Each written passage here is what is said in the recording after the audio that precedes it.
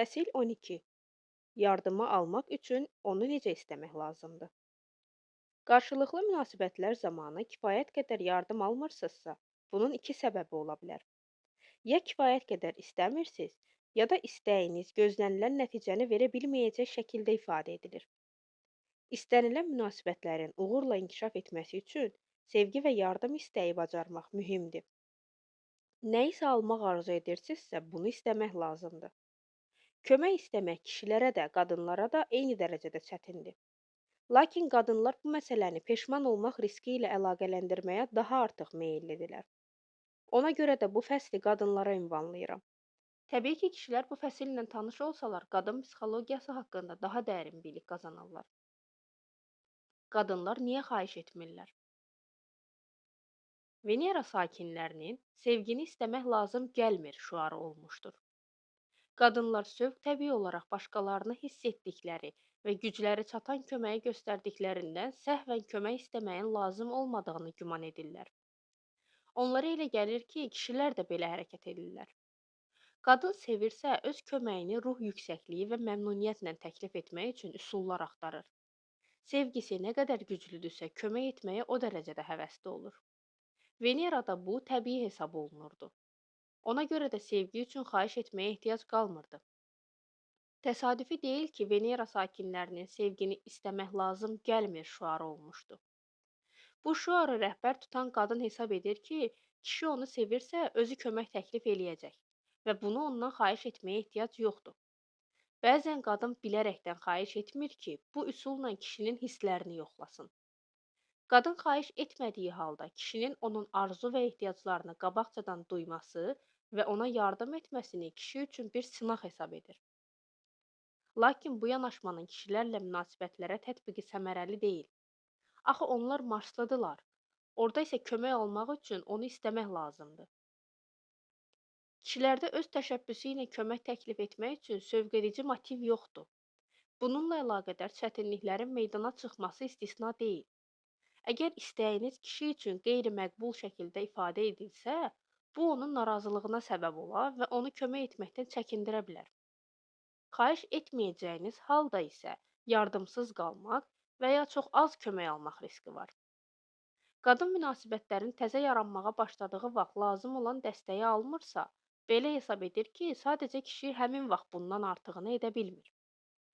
Gec-tez kişinin də eyni töhfə verəcəyini güman edərək münasibətləri səbirlə, sevə-sevə qurmaqda davam edir. Kişi isə qadın onu dəstəkləməyi davam etdirdiyindən əmindir ki, onun indiki səyləri kifayətdir. Kişi qadının qarşılıqlı yardıma ümid etdiyini güman etmir. Hesab edir ki, daha artığına ehtiyacı olsaydı, qadın öz səylərini davam etdirməzdi. Lakin qadında Venerada qəbul edilmiş ənənələr yaşadığından, o nəinki çox şey istəyir, həm də kişinin istənilmədən yardım göstərəcəyinə ümid edir. Kişi isə qadının xahişini gözləyir. Onun susmasından göstərdiyi dəstəyin qadını qane etdiyini hesab edir. Son nəticədə qadın xahiş edə də bilər. Lakin bu baş verəndə qadın müftəxora o qədər acıqlı olur ki, onun xahişi tələbə bənzəməyə başlayır. Xahiş etmək lazım gəlməsinin özü belə onu təbdən çıxarda bilər. Xahişinin əvəzində müəyyən yardımı alsa belə, bunun xahişlə edildiyi üçün küskünlüyünü saxlaya bilər. Belə hallarda qadında istəmək lazım gəlirsə, dəstək öz mənasını itirir fikri formalaşır. Qadın yardım istəməyəndə, kişi elə hesab edir ki, səyləri onu təmin edir. Narazılığın üzə çıxması və tələbkar ton kişidə müsbət reaksiya yaratmır. O kömək göstərməyə meyilli olsa belə, qadının küsməyi və amiranə tonu kişini rədd cavabı verməyə məcbur edir. Xahiş tələbə çevrilirsə, qadının yardım almaq şansları kəskin surətdə azalır. Kişiyə elə gəlsə ki, ondan çox şey istənilir, fəallığını azaldacaq. Əgər qadın kişilərin bu xüsusiyyəti ilə tanış deyilsə, bu münasibətlərdə çətinliklər aparır. Bu problem həll edilməz görünsə də onun öhdəsindən gəlmək olar. Siz kişilərin Marsdan olduğunu nəzərə almaqla öz xahişlərinizi məqbul formaya salmağı öyrənəcəksiniz. Seminarlarımda minlərlə qadına xahiş etmə incəsənətini öyrənməyə kömək etmişəm və onlar dərhal uğur qazanıblar. Siz bu fəsildə lazım olanı almaq üçün keçməli olduğunuz 3 mərhələ ilə tanış olacaqsınız. 1. Artıq aldığınız şeyləri istəmək vərdişlərinizi məşq etdirin. 2. Rədd cavabı alacağınızı güman edirsinizsə belə, daha artığını istəmək bacarığınızı inkişaf etdirin. Rədd cavabını qəbul etməyə hazır olun. 3. Ağıllı təkid göstərməyi öyrənin. Birinci mərhələ. Onsuz da aldığınızı istəmək qabiliyyəti.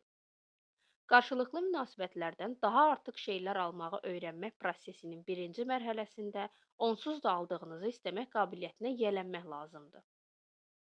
Həyat yoldaşınızın sizə nədən və necə kömək edəcəyini təhlil edin. Ağır qutuların daşınmağı, ev əşyalarının təmiri, evin səliqəyə salınmağı və digər sadə işlər kimi xırdalıqlara xüsusi fikir verin. Bu mərhələdə kişinin artıq tanış olduğu sadə işləri görməsini xahiş etməyə başlamaq və onun səylərini onun borcu kimi qəbul etməmək mühümdür. Kişi tapşırıqların öhdəsindən gələndən sonra mütləq ona təşəkkür edin.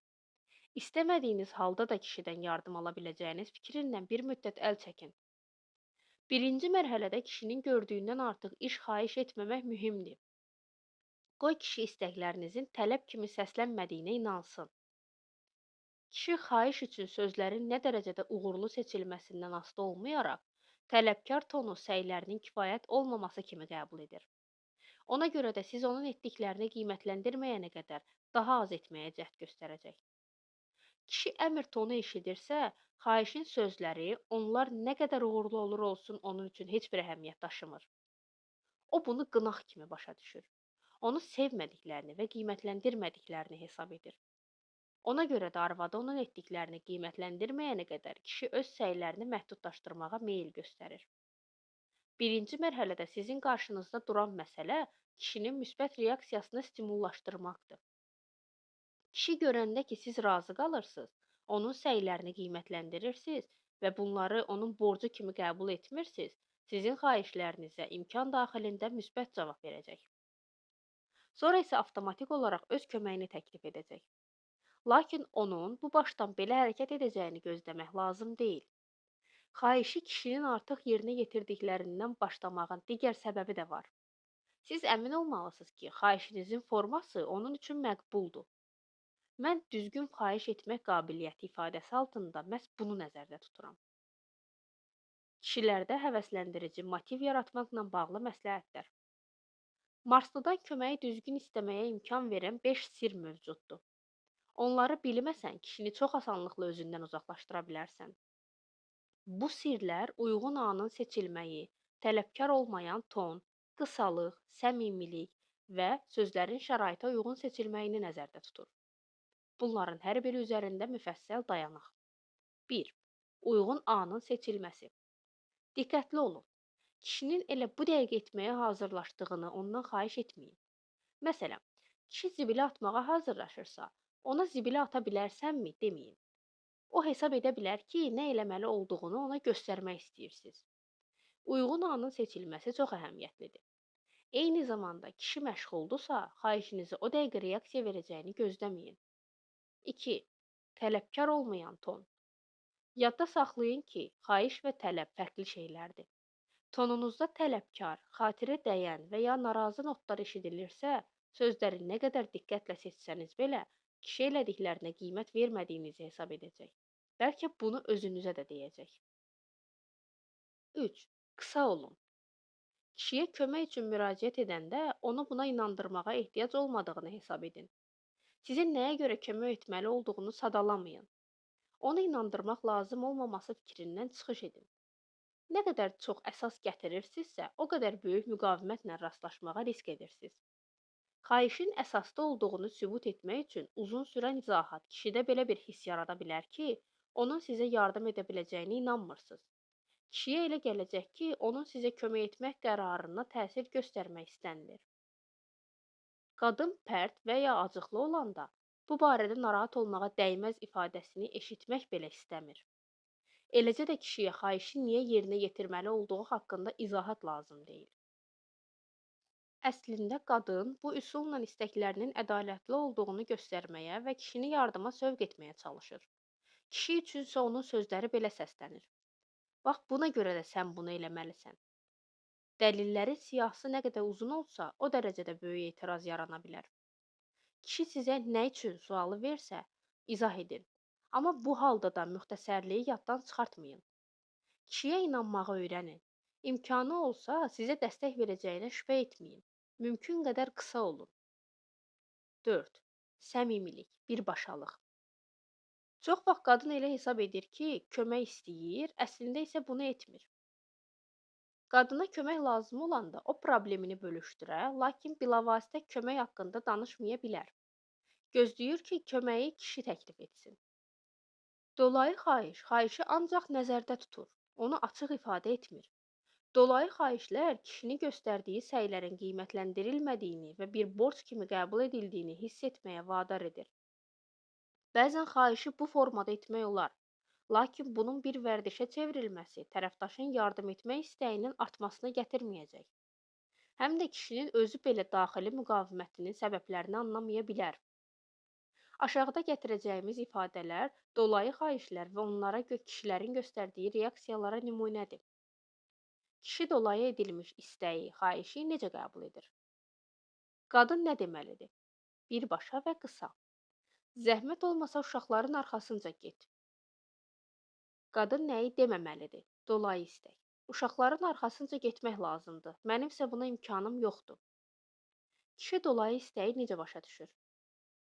Uşaqları götürə bilərsənsə, bunu eləməlisən. Əks halda mən səndən möhkəm inciyəcəm və hirslənəcəm. Qadın nə deməlidir? Zəhmət olmasa aldığım şeyləri gətir. Qadın nəyi deməməlidir? Aldıqlarım bazarlıq maşındadır. Kişi dolayı istəyi necə başa düşür? Mən hər şeyi almışam. Sənin də işin onları evə gətirməkdir. Qadın nə deməlidir? Zəhmət olmasa zibili at. Qadın nəyi deməməlidir? Zibil qabına daha heç nə qoymaq olmur. Kişi dolayı istəyi necə başa düşür? Sən zibili atmamısan. Bunu çoxdan eləmək lazım idi. Qadın nə deməlidir? Zəhmət olmasa həyəti sahmana sal. Qadın nəyi deməməlidir? Həyətimiz zirzibillə doludur. Kişi dolayı istəyi necə başa düşür? Yenə də həyəti yığışdırmamısan. Daha məsuliyyətli olmağın lazımdır. Hər şeyi mən yadına salmalı deyiləm. Qadın nə deməlidir? Zəhmət olmasa poçtu gətir. Qadın nəyi deməməlidir? Poçt hələ götürülməyib. Kişi dolayı istəyi necə başa düşür? Sən poçtu gətirməyi unutmusan. Bunu yadda saxlamaq lazımdır. Qadın nə deməlidir? Zəhmət olmasa bizi nahar etməyə apar.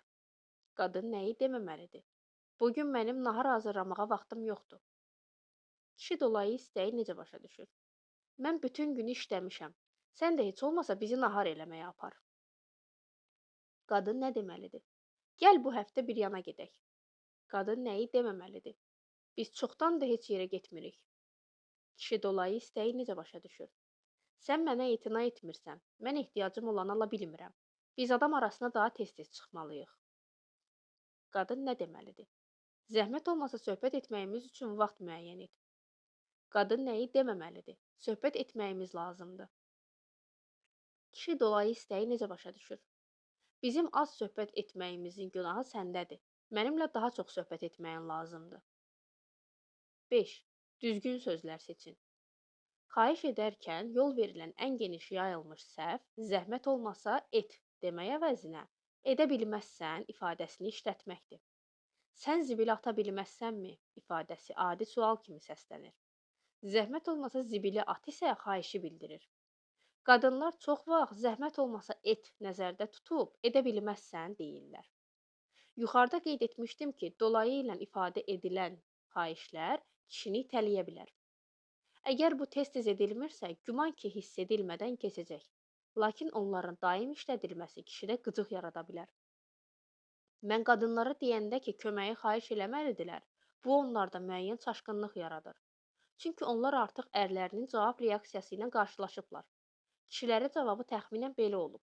Məni bezdirmə. Daim nə isə eləməyi xahiş eləmə. Nə eləməli olduğumu mənə göstərməyi dayandır. Nə etməli olduğumu özüm bilirəm. Mənə bu barədə deməyinə ehtiyac yoxdur. Bu cavabların qadınlarda hansı təəssürat yaratmasından asılı olmayaraq, kişi aşağıdakıları nəzərdə tutur. Mənə xahişlə müraciət etmək tərzin xoşuma gəlmir. Qadın kişinin müəyyən söz və ifadələrə nə dərəcədə kəskin reaksiya verə biləcəyini anlamazsa, daha artıq qıcıqlanacaq. Bununla da vəziyyəti bir qədər də mürəkkəbləşdirəcək. Qadın mənfi cavab alacağından qorxaraq, edə bilməzsənmi deyir. Çünki bu formada xahişin daha nəzakətli səsləndiyini hesab edir. Lakin bu ifadə forması Veneralılara uyğun gəlsə də Marslılara yaramır. Marsda zibil ata bilərsən ifadəsi təhqir kimi səslənərdi. Əlbəttə o bunu etməyə qadirdir. Sual ondadır ki, o buna razıdırmı?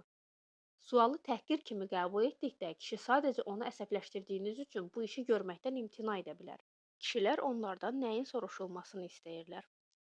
Seminarlarımda edə bilməzsənmi ilə zəhmət olmasa et ifadələri arasındakı fərqi izah edəndə qadınlar hesab edirlər ki, bu məsələyə lazım olandan daha artıq əhəmiyyət verirəm. Onlar bu ifadələr arasında əhəmiyyətli bir fərq görmürlər. Fikirlərincə edə bilməzsənmi daha nəzakətli səslənir. Lakin kişilər üçün bu fərq çox hiss ediləndir. Bununla bağlı seminarımın iştirakçısı olmuş 17 kişinin rəyini gətirmək istəyirəm. Birinci. Mənə həyəti səliqəyə sala bilməzsən ifadəsi ilə müraciət ediləndə, onu hərfi mənasında başa düşürəm. Cavabım əlbəttə bilərəm, tamamilə mümkün işdir olur. Lakin bu zaman mən edərəm demirəm, çünki söz verdiyimi hesab etmirəm.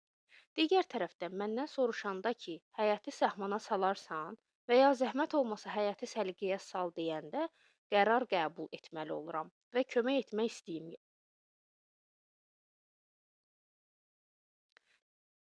Digər tərəfdən məndən soruşanda ki, həyəti sahmana salarsan və ya zəhmət olmasa həyəti səliqəyə sal deyəndə qərar qəbul etməli oluram və kömək etmək istəyim yaranır. Müsbət cavab versəm, çox güman ki, söz verdiyim üçün bunu eləyəcəm. İkinci. Arvadım, mənə sənin köməyin lazımdır, kömək edə bilərsən deyəndə sözlər tənqidi səslənir. Sanki əvvəllər onu darda qoymuşam. Bu məndə kömək etmək istəyi yaratmır. Mənə sənin köməyin lazımdır. Bunu aparmağa kömək elə. Bu isə əsl xahiş kimi səslənir. Eyni zamanda da mənə özümü göstərməyə imkan yaradır. Məndə müsbət cavab vermək istəyi yaradır. Üçüncü. Arvadım, Kristoferin pampersini dəyişə bilməzsən soruşanda öz-özümə əlbəttə bilərəm. Mən bunu etmək qabiliyyətindəyəm. Axı bu o qədər də çətin deyil kimi fikirləşirəm. Lakin bu işi görmək istəmirəmsə, imtina etmək üçün güman ki, bəhanə tapardım. Sual Kristoferin pampersini dəyişərsən kimi qoyulanda, əlbəttə cavabı verib dəyişərdim. Özü də bu zaman uşaqlarımızın qayğısına qalmağı mənə ləzzət elədiyini fikirləşərdim. Mən kömək etmək istəyirəm. Dördüncü. Arvadım, zəhmət olmasa mənə yardım et deyəndə mən kömək etmək imkanı əldə edirəm və məndə ona yardım etmək istəyi yaranır. Amma mənə kömək eləyə bilərsən ifadəsini eşidəndə elə bil məni divara diriyirlər və mənim seçmə imkanım yoxdur. Mən kömək edə biləndə bunu mənim borclu olduğum kimi qəbul edirlər. Mən qiymətləndirildiyimi hiss etmirəm. Beşinci. Sən bacarardın sualı məni özümdən çıxardır. O dəqiqə belə bir hiss yaranır ki, razılaşmaqdan başqa çıxış yolum yoxdur. İmtina etsəm arvadım pərt olacaq və acıqlanacaq. Bu artıq xahiş deyil, tələbdir. Altıncı. Bir yerdə işlədiyim qadın mənə sən edə bilməzsən sözləri ilə müraciət etməsin deyə daim nə iləsə məşğul olmağa və ya özümü məşğul göstərməyə çalışıram. O zəhmət olmasa və ya sən edərsən kimi müraciət edəndə hiss edirəm ki, mənim seçmə imkanım var və kömək etmək istəyirəm. 7-ci. Bu həftə arvadım məndən soruşdu. Bugün çiçək əkə bilərdin? Mən də tərəddüd etmədən bəli dedim. Evə qayıdanda arvadım məndən soruşdu. Sən çiçəkləri əkdin? Yox cavabı verdim. Onda arvadım, sən bunu sabah eləyə bilərsən? Mən yenə tərəddüd etmədən razılaşdım. Bütün həftə boyu hər gün bu belə davam etdi. Çiçəklər indiyə qədər də əkilməyib. Məncə arvadım sabah çiçək əkərsən soruşsaydı, mən bu sualın üzərində düşünər və razı olduğum halda vədimi yerinə yetirərdim. 8. Mən, bəli, bunu edə bilərdim cavabı verəndə, xahişi yerinə yetirməyi öhdəmə götürmürəm. Sadəcə deyirəm ki, bunu eləyə bilərəm. Bu halda mən vəd vermirəm. Arvadım mənə acıqlanmağa başlayanda bunu ədalətsiz sayıram. Mən bunu eləyəcəm deyib yerinə yetirməsəydim, onun acıqlanmağını başa düşərdim. 9. Mən 5 qızı olan ailədə böyümüşəm. Evliyəm. Özümün 3 qızım var. Arvadım mənə zibil ata bilərsən kimi müraciət eləyəndə sadəcə susuram. O soruşanda ki, niyə cavab vermirəm, bunu özümün də anlamadığımı hiss edirəm. Səbəbini indi anlamağa başlayıram. Mənə elə gəlir ki, mənə əmr verirlər. Arvadım zibil atarsan soruşsaydı, ona cavab verərdim. 10. Sən edə bilərdin ifadəsini eşidəndə mən hə cavabı verirəm. Lakin sonrakı 10 dəqiqədə bunu niyə yerinə yetirməyəcəyimi anlayıram və xahişi nəzərə almıram. Sən edərsən ifadəsini eşidəndə isə varlığımın bir hissəsi deyir ki, bəli, mən kömək eləmək istəyirəm. Bu halda sonradan etirazım yaransa belə söz verdiyim üçün xahişi yerinə yetirirəm. 11. Sən edə bilərdin sualına müsbət cavab verirəm. Amma daxilimdə müqavimət göstərirəm. Çünki mənə təzyiq edildiyini, razı olmasam isə arvadımın özündən çıxacağını hiss edirəm.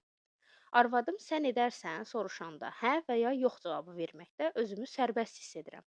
Seçim edə bilirəm və hə cavabı vermək istəyirəm. 12. Qadın məndən sən edərsən soruşanda əmin oluram ki, əvəzində xal qazanacam. Qiymətləndirildiyimi hiss edirəm və səy göstərməyə hazır oluram.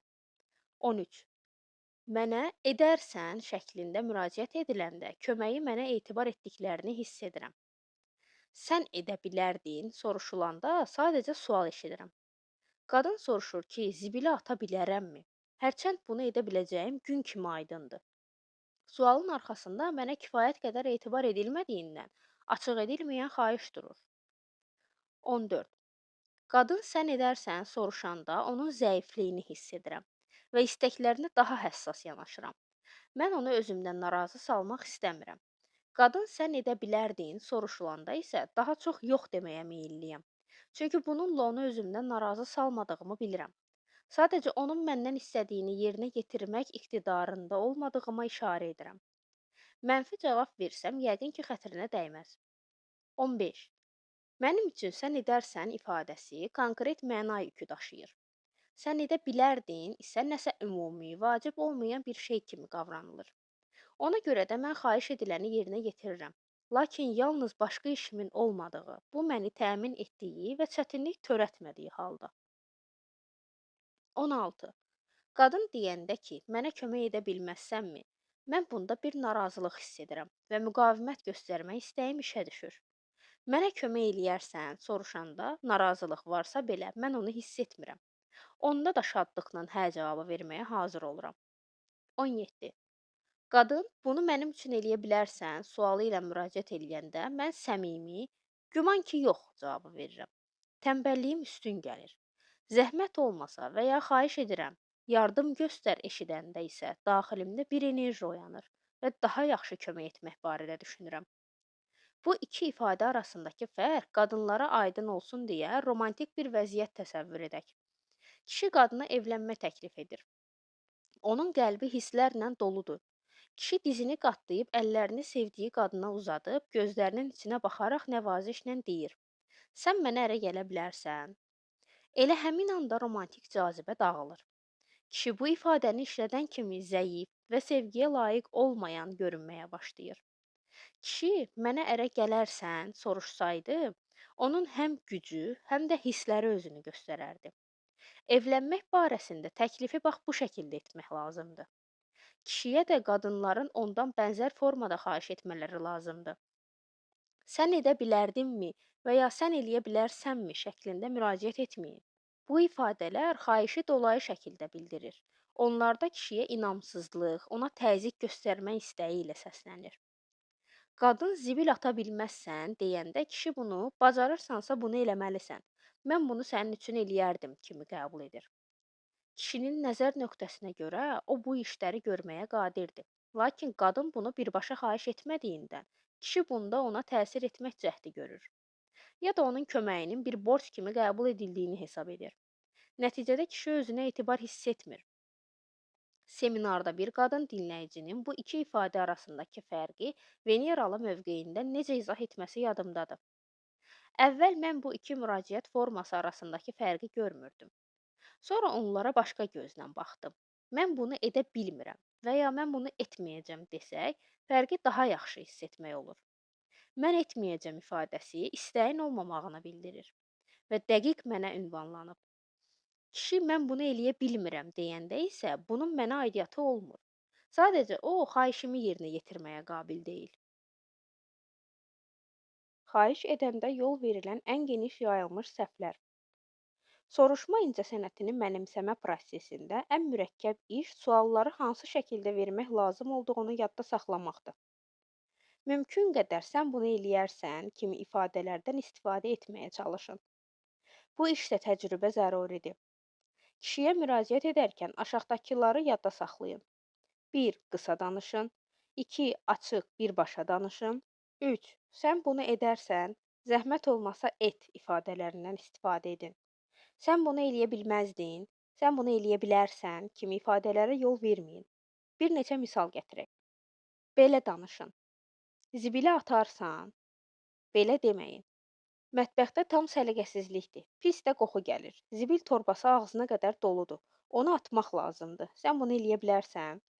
Çoxlu söz və bilərsən ifadəsi işlədilib. Belə danışın. Stolu kənara çəkməyə kömək eləyərsən? Belə deməyin. Stolu kənara çəkə bilmirəm. Onu qonaqların gəlişinə hazırlamaq lazımdır. Kömək eləyə bilərdin? Çoxlu söz və bilərdin işlədilib. Belə danışın. Zəhmət olmasa bunu yığışdır. Belə deməyin. Bu qədər şeyi yığışdırmağa gücüm yoxdur. Xahiş dolayısıyla edilib. Belə danışın. Zəhmət olmasa bazarlığı maşından gətir. Belə deməyin. Maşınımda ərzaqla dolu 4 paket var. Nahar hazırlamaq üçün onlar mənə lazımdır. Onları gətirə bilərsən? Həddindən artıq söz və bilərsən işlədilib. Xahiş dolayıdır. Belə danışın. Evə gələndə bir şüşə süd alarsan? Belə deməyin. Sən mağazanın yanından keçəcəksən. Larenaya süd lazımdır. Mən yenidən mağazaya gedə bilmərəm, çox yorğunam. Bugün çox ağır bir gün olub. Süd ala bilərsən? Çox uzundur, xahiş dolayıdır və bilərsən ifadəsi işlədilib. Belə danışın.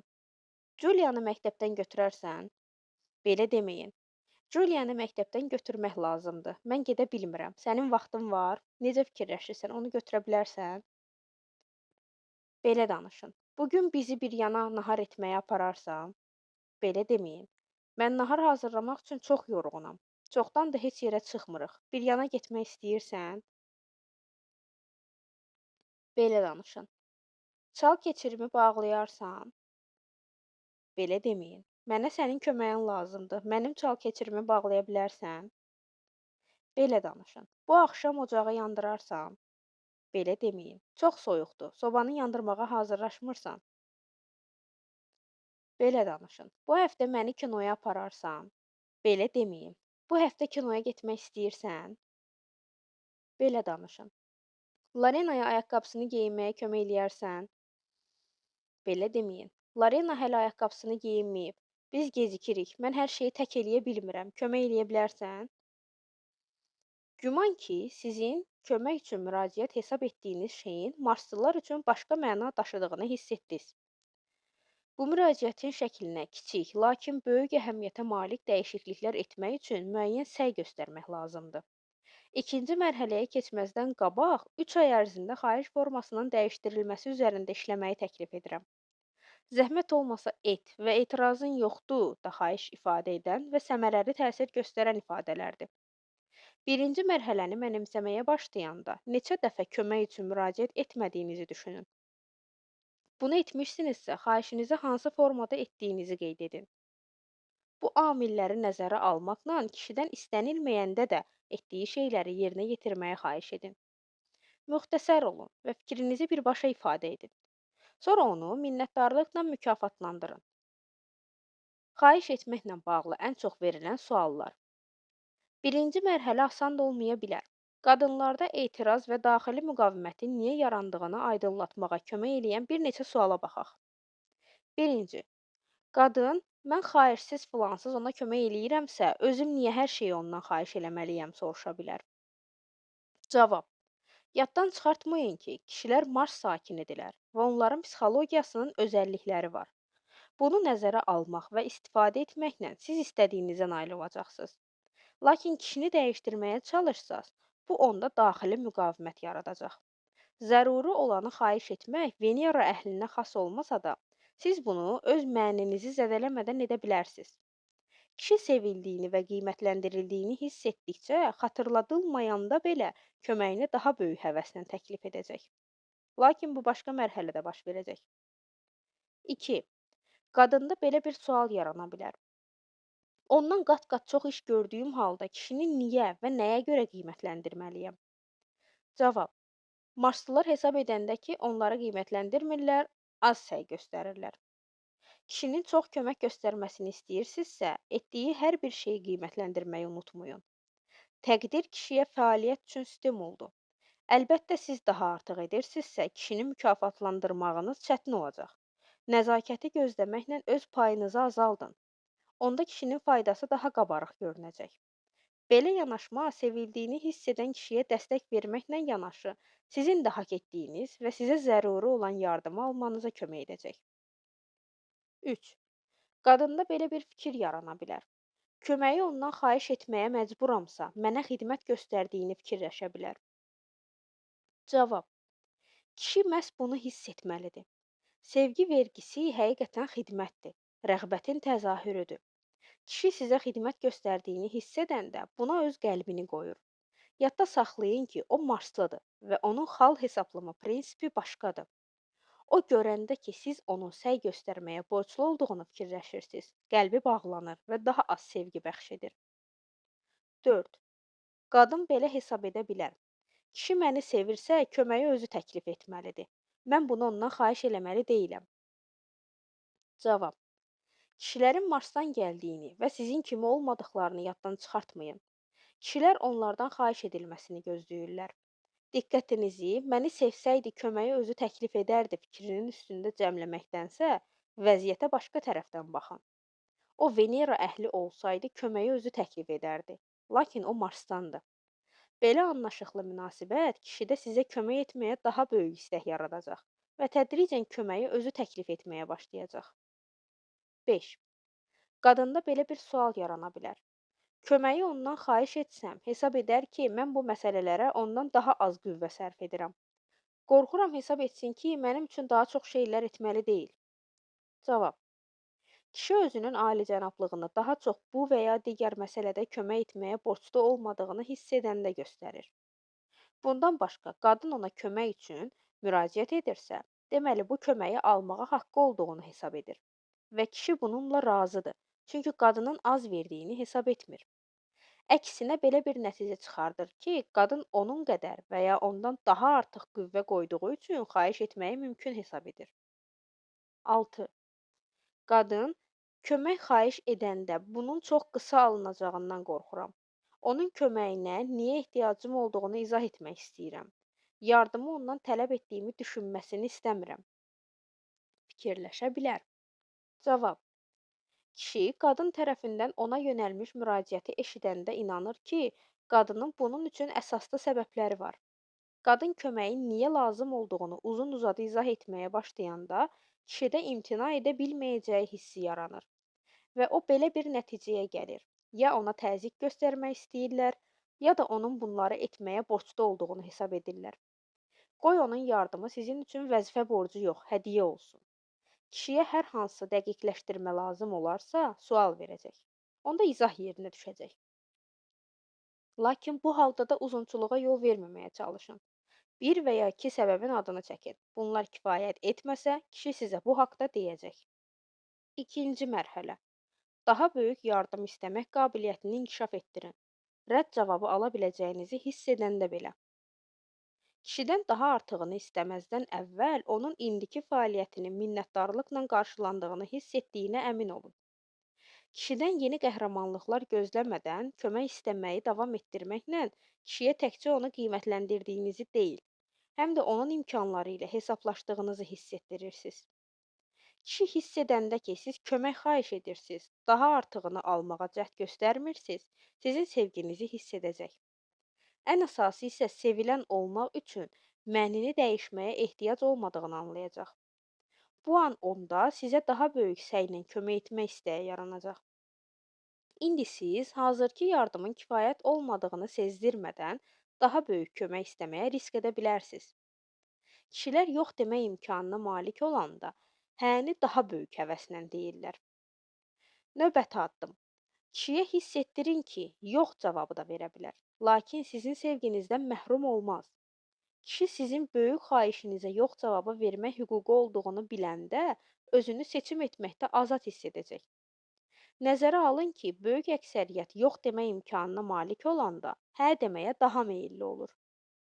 Qadınların təkcə düzgün xahiş etməyi deyil, həm də imtina ilə barışmağı öyrənməyi vacibdir. Adətən qadınlar soruşmadan, sövq təbii olaraq cavabın nə olacağını hiss edirlər. Daxili səs xahişlərinin müqavimətlə rastlaşacağını deyirsə, bu barədə söhbət salmayacaq və özlərini rədd edilmiş hiss edəcəklər. Təbii ki, kişi nə baş verdiyini anlaya bilmir. Çünki qadından fərqli olaraq vəziyyəti fikrən təsəvvür edə bilmir. İkinci mərhələdə xahiş etmək istədiyiniz, lakin rədd cavabı almaqdan qorxduğunuz hallarda xahiş etməyi öyrənin. Çəkinməyin, hətta rədd cavabı alacağınızı aydın hiss edəndə belə köməyə çağırın. Məsələn, ər diqqətlə televiziya xəbərlərinə baxır, arvadı isə ona nahara balıq almaq üçün mağazaya gedərsən müraciət edir. Bu sualı verəndə qadın artıq daxilən müqavimətə rast gəlməyə hazırdır. Kişi də öz növbəsində təəccüb edir. Çünki əvvəllər arvadı onun məşğuliyyətini belə xahişlə kəsməzdi. Ola bilər ki, kişi rədd cavabını əsaslandırmağa çalışacaq. Mən indi xəbərlərə baxıram. Bunu özün eləyə bilməzsən? Güman ki, qadının, əlbəttə eləyə bilərəm. Amma onsuz da evdə bütün işləri mən görürəm. Sənə qaravaş olmaq heç xoşuma gəlmir. İstəyirəm ki, mənə kömək etsinlər. Cavabı vermək istəyi yaranır. Xahişlə müraciət edirsiniz və rədd cavabı alacağınızı hiss edirsinizsə, bunu ləyaqətlə qarşılamağa və hə yaxşı kimi bir şeylər deməyə hazırlaşın. Marslıların tərzində cavab vermək istəyirsinizsə, problem deyil deyin. Bu ifadə kişinin qulağında musiqi kimi səslənir. Lakin hə yaxşı ifadəsi də kifayət edər. Kişiyə xahişlə müraciət etdikdən sonra mənfi cavab alanda belə özünüzü qorxulu heç bir şey baş vermədiyi kimi aparmaq vacibdir. Yadda saxlayın ki, siz kişiyə imtina etməkdə də sərbəst olduğunu çatdırırsınız. Bu yanaşmadan onun mənfi cavabı həqiqətən xüsusi bir əhəmiyyət kəsb etməyəndə istifadə edin. Kişinin köməyi dəyərli ola biləcək, lakin kömək üçün ona nadir hallarda müraciət etdiyiniz vəziyyəti seçin. Rədd cavabına sakit yanaşa biləcəyinizə əmin olun. Gətirilən bir neçə misal deyilənlərin məğzini izah edir. Nə vaxt soruşmalı? O nəylənsə məşğuldur, siz isə uşaqları gətirməyə getməyini istəyirsiniz. Adi halda siz onu narahat eləməz, bu işi özünüz görərdiniz. Julia indicə zəng etmişdi. Onu gətirməyə gedərsən, mənfi cavab alsanız, sakitcə hə yaxşı deyin.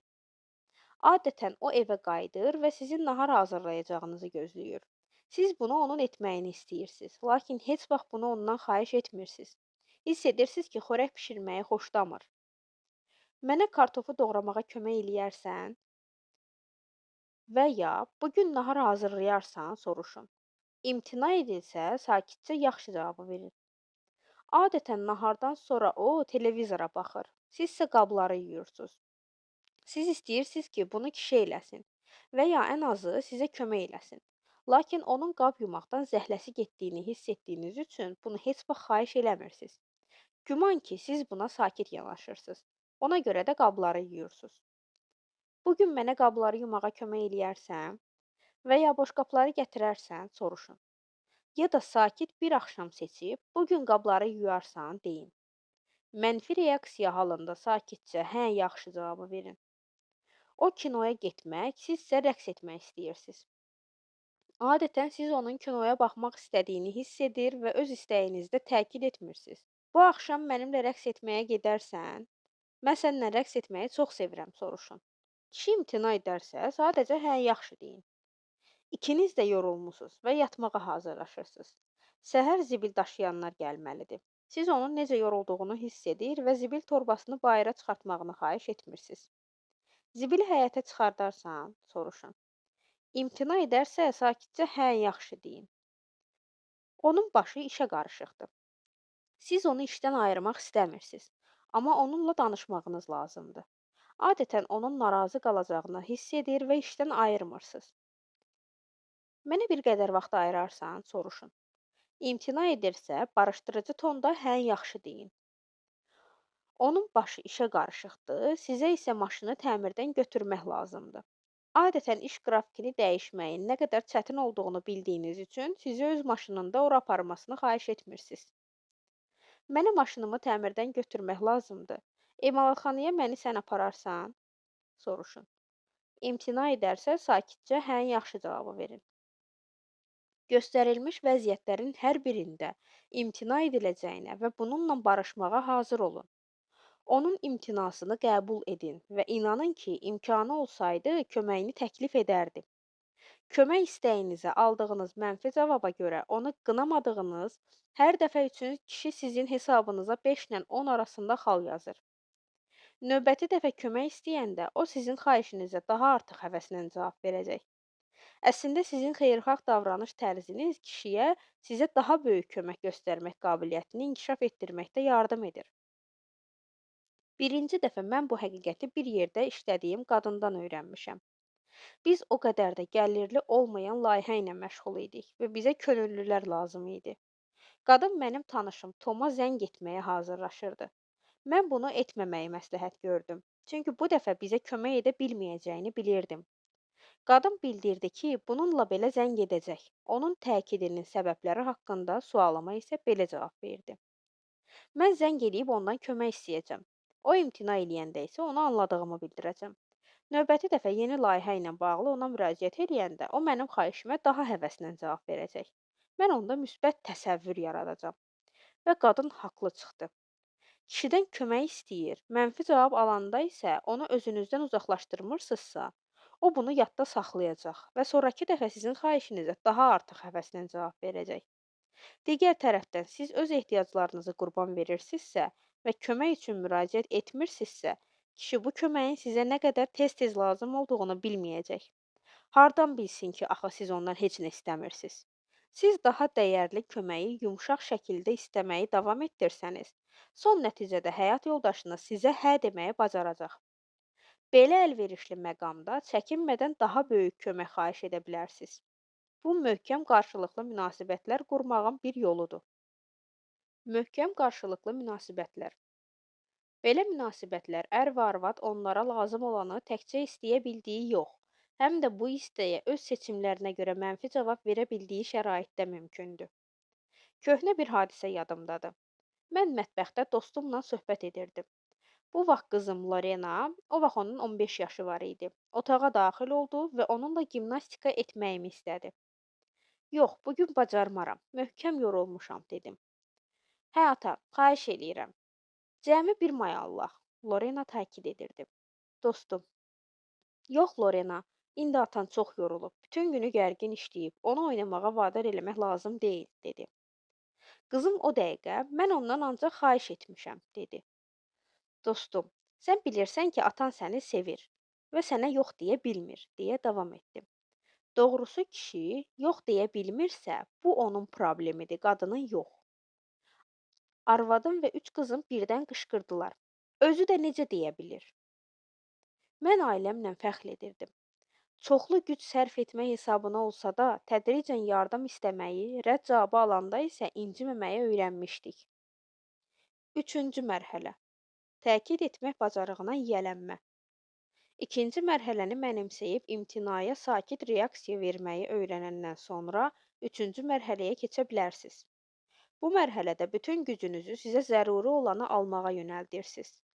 Ərinizdən kömək istəyirsiniz, o boyun qaçırtmağa çalışır, lakin bu dəfə siz ikinci mərhələdə olduğu kimi hə, yaxşı cavabı vermirsiniz. Onun sizin təklifinizə yox demək hüququnu tanısanız da, razı olana qədər səbirlə gözləyirsiniz. Bir misala baxaq. Əriniz yatmağa hazırlaşaraq yataq otağına doğru gedəndə, ondan mağazadan süd almağa gedərsən, soruşursunuz. Cavabında o, möhkəm yorulmuşam, yatmaq istəyirəm, deyəcək. Hə, yaxşı deyib, onu rahat buraxmaq əvəzinə sakitcə yerinizdə dayanın və onun müqavimətini sükutla qarşılayın. Narazılıq bildirməməklə siz onun razılaşması ehtimalını artırırsınız. Təkidlə istəməyin sirri xahişlə müraciət eləyəndən sonra səssizliyi saxlamaqdadır. Xahişinizi etdikdən sonra zarıltı, köks ötürmə, şikayət, donquldanma eşitməyə hazırlaşın. Çəpəki baxışlarsız da ötüşməyə bilər. Kişini ona ünvanlanmış xahişi qarşıladığı müqavimətə mən donquldanma adı vermişəm. Donquldanma kişinin kömək edə bilmək istəyi ilə yox, ona xahişlə müraciət edildiyi məqamda diqqətinin hansı dərəcədə cəmlənmiş olması ilə əlaqədardır. Adətən qadınlar kişilərin donquldanmasını düzgün yozmurlar. Onlar bunu kişinin xahişi yerinə yetirmək istəməməsi ilə bağlayırlar. Bu belə deyil. Donquldanma xahişin kişinin beynində gedən təhlili prosesinin təzahürüdür. Kişi qadının xahişi haqqında fikirləşməsəydi, sakitcə yox deyərdi. Kişi donquldanmağa başlayırsa, bu yaxşı əlamətdir. Deməli, o sizin xahişinizi öz ehtiyacları ilə tutuşdurur. O öz diqqətini əvvəlki prosesdən sizin xahişinizin üzərinə gətirərək daxili müqaviməti aradan qaldırır. Bu proses rəvan getmir. Paslanmış qapı cəftələrinin cırıltısını xatırladan donquldanma ilə müşayiət olunur. Donquldanmaya fikir verməsən, tezliklə özü kəsiləcək. Kişinin donquldanması çox vaxt onun sizin xahişinizə doğru hərəkət etdiyini göstərir. Qadınların əksəriyyəti üçün belə davranış başa düşülən olmadığından, onlar ya ümumiyyətlə xahiş etməməyə çalışır, ya da küsüb kişinin xahişlərinə müqavimət göstərirlər. Gətirilmiş misalda sizin xahişiniz ərinizi yatmağa gedəndə dayandırdı və tam təbiidir ki, donquldanma baş verdi. O sizə narazılıqla baxaraq, mən yorulmuşam, uzanmaq istəyirəm, dedi. Siz bu sözləri qəti imtina kimi qəbul etsəniz, çox güman ki, belə bir cavab verəcəksiniz. Mən şam yeməyi hazırlamışam, qabları yumuşam, uşaqları yatızdırmışam. Sən də sakitcə divanda istirahət eləmisən. Mən çox şey istəmirəm, heç olmasa biraz mənə kömək elə. Daha gücüm qalmayıb. Mənə elə gəlir ki, bütün işləri ancaq mən görürəm. Burada mübahisə başlayır. Lakin siz donquldanmanın müsbət cavabla bitəcək bir prosesin özünə məxsus əksi olduğunu bilsəydiniz, sözsüz ki, susardınız. Susmaq sizin bu prosesin uğruna kişinin öz imkanlarının çərçivəsini böyüdə bilmək qabiliyyətinə olan inamınızı təsdiq edir. Siz hər dəfə daha artıq kömək xahiş edəndə kişi özünü genəltməli olur. O kifayət qədər hazırlanmayıbsa, bunu eləyə bilməyəcək. Ona görə də üçüncü mərhələyə keçməmişdən birinci ikisini yaxşıca izləmək zəruridir. Bundan başqa siz bilirsiniz ki, səhərlər dartırmaq daha çətindir. Günorta bunu daha az qüvvəyə, daha uzun məsafəyə etmək olur. Kişi donquldanmağa başlayanda təsəvvür edin ki, səhər yataqdan durub gərnəşir. Bunu etdikdən sonra özünü daha yaxşı hiss edəcək. O sadəcə əvvəl donquldanmalıdır. Kişini müsbət cavaba necə kökləməli? Mən bu proseslə ilk dəfə yatmağa hazırlaşarkən arvadımın mağazaya gedib süd almağımı xahiş etdiyi vaxt tanış oldum. Yadımdadır ki, mən o dəqiqə donquldanmağa başlamışdım. Lakin Bonnie mənimlə mübahisə etməyib, qulaq asmış və sakitcə son nəticədə razılaşacağımı gözləmişdi. Yekunda mən maşına oturmuş və mağazaya getmişdim. Sonra mənimlə bütün kişilərlə baş verən, lakin qadınların xəbəri olmayan bir şey baş verdi. Mən özümün yeni hədəfim olan mağazaya yaxınlaşdıqca donquldanmağım dayanırdı. Bunun əvəzində arvadıma sevgi və ona kömək etmək arzusu hiss edirdim. Əhvalım yaxşılaşdı və mən özümü əla oğlan hiss etdim. Bu hal mənim çox xoşuma gəldi. Mağazaya yaxınlaşanda artıq gəldiyimə şad idim. Süd şüşəsini əlimə alanda isə hiss etdim ki, hədəfimə çatmışam. Hədəfə çatmaq mənə həmişə məmnunluq gətirir. Əlimdə süd şüşəsi qürurla ətrafı süzdüm. Bir mənə bax, mən arvadım üçün süd alıram. Mən əla, xeyirxah və alicənab oğlanam. Arvadım məni sevinclə qarşıladı. Möhkəm qucaqlayıb dedi: "Çox sağ ol. Təzədən geyinib mağazaya getməməyimdən o qədər razıyam ki." Əgər arvadım mənim mağazaya getməyimi borclu olduğum kimi qəbul eləsəydi, ona acığım tutardı. Və növbəti dəfə süd almaq üçün mağazaya getməyimi xahiş eləyəndə daha artıq narazılıq bildirərdim. Lakin Bonnie mənə özünün səmimi təşəkkürlərini bildirdi. Mən reaksiyam haqqında düşündüm və özümə dedim: "Mənim necə də əla arvadım var. Donquldanmağıma baxmayaraq o məni sevir və qiymətləndirir." Arvadım növbəti dəfə süd almağımı xahiş eləyəndə Mən artıq daha az donquldandım. O isə məni qarşılayanda yenə də sevindi və təşəkkür etdi. Üçüncü dəfə mən düşünmədən əlbəttə eləyərəm cavabı verdim. Bir həftə keçdi. Mən nədənsə hiss etdim ki, südümüz qurtarır və almağı təklif etdim. Arvadım dedi ki, özü mağazaya getməyə hazırlaşır. Təəccüblü də olsa, bu sözləri eşidəndə bir təəssüf hiss etdim. Mən özüm süd almaq istəyirdim. Arvadımın sevgisi mənə müsbət cavab verməyə hazırlamışdı. Bu gün də hər dəfə Bonnie məndən mağazaya gedib süd almağı xahiş eləyəndə mən həvəslə yaxşı cavabı verirəm. Mən özüm qəlbimdə baş vermiş dəyişikliyi hiss etdim. Arvadımın mənim donquldanmağıma yumşaq münasibət göstərməsi və minnətdarlıq etməsi mənim daxili müqavimətimi sıfıra endirdi. O vaxtdan arvadım kömək xahiş edəndən sonra müəyyən ara verir, mənim üçün də onun xahişini qəbul etmək daha asan olur. Çox mənalı ara. Xahişlə müraciət edəndə ağılla təkid göstərmək bacarığı, xahiş edəndən sonra ara verməkdədir. Həyat yoldaşınıza daxili müqavimətini aradan qaldırmağa imkan verin. Onun donquldanmasına narazılığınızı bildirməyin. Səssizliyinizi saxlayana qədər yardım almaq şansınız qalır. Səssizliyi pozsanız bu şansı itirə bilərsiniz. Qadınlar lazımi biliklərə malik olmadıqlarından fasiləni aşağıdakı sözlərlə pozurlar. Yaxşı, bunu yaddan çıxardaq. Demişəm, deməmiş olum. Bunu mənə dediyinə inana bilmirəm. Mən sənin üçün hər şeyi eləyirəm. Mən səndən çox şey istəmirəm. Bu sənin cəmi 15 dəqiqə vaxtını alacaq. Çox məyus oldum. Son dərəcə incidim. Yəni demək istəyirsən ki, mənim üçün bunu eləməyəcəksən? Bunu niyə eləyə bilməzsən ki? Xahişlə müraciət edəndə təkid göstərmək bacarığının əsas elementlərindən biri xahiş ediləndən sonra saxlanılması lazım olan səssizlikdir. Və ilaxır və s. Siz söhbətin nədən getdiyini bilirsiniz. Kişi donquldanmağa başlayanda qadın sövq təbii olaraq öz xahişinin ədalətli olduğunu sübut etməyə çalışır və sükutu pozur. Kişini xahişinə cavab verməli olduğuna inandırmaq üçün mübahisəyə başlayır. Kişi xahişi yerinə yetirsə də, yetirməsə də, gələn dəfə belə xahişi daha böyük müqavimətlə qarşılayacaq. Kişiyə xahişinizi yerinə yetirmə imkanı vermək üçün onları bildirin, sonra susun.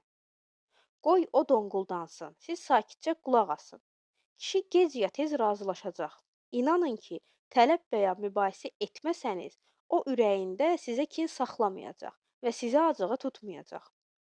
Hər ikiniz kişinin seçmək hüququ olduğunu biləndə kişi donquldanmağı daha tez kəsəcək. Bəzən cavab mənfi də olacaq.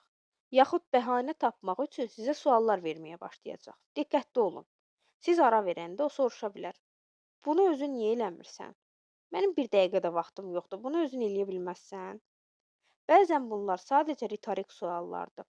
Ona görə də siz onları cavabsız qoya bilərsiniz. Yalnız kişiyə doğrudan da lazım olduğu hallarda cavab verin. Cavabınız qısa olsun və ardınca xahişinizi bir də təkrar edin. Kömək üçün müraciət edəndə təkid göstərmək bacarığı kişinin imkanı varsa sizə mütləq kömək edəcəyinə əminliyinizi nəzərdə tutur. Qadının xahişinə kişinin müqaviməti. Qadının təkid göstərmək bacarığı əsasında cavabı. Mənim bir dəqiqə də vaxtım yoxdur. Bunu özün eləyə bilməzsən? Mən də məşğulam. Zəhmət olmasa bunu et. Ara verin. Yox, mən bunu etmək istəmirəm. Mən sənə çox minnətdar olardım. Zəhmət olmasa bunu mənim üçün et. Yenə fasilə. Mən məşğulam, bəs sən nə eləyirsən? Mənim də işlərim var. Bunu et zəhmət olmasa. Fasilə verilir. Yox, mən bunu etmək istəmirəm. Mən də istəmirəm. Zəhmət olmasa bunu et. Yenə səssizliyi saxlayın. Fikir verin ki, qadın kişini inandırmağa çalışmır. Sadəcə düşünülmüş cavablar verir. Kişi yorulubsa, özünün ondan da çox yorulduğunu, buna görə də kişinin ona kömək etməli olduğunu sübut etməyə çalışmır. Əgər kişi məşğuldursa, onu inandırmağa çalışmayın ki, sizin işiniz daha çoxdur. Onun sizə kömək etməli olduğu səbəbləri göstərməkdən çəkinin. Yadda saxlayın ki, siz tələblə yox, xahişlə müraciət edirsiniz. Kişi müqavimət göstərməyə davam edirsə, ikinci mərhələni yadınıza salın və onun mənfi cavabına sakit yanaşın. Deməli, bu dəqiqə özünüzün pərişanlığını göstərmək üçün ən uyğun məqamdır. İnanın ki, bu dəfə güzəştə getsəniz, kişi sizin xeyirxah münasibətinizi yadda saxlayacaq və başqa bir vaxt xahişinizi həvəslə yerinə yetirəcək. Kömək üçün müraciət etmək bacarığınızı təkmilləşdirməkdə siz diqqətə layiq uğurlar qazanacaq və zəruri köməyi alacaqsınız.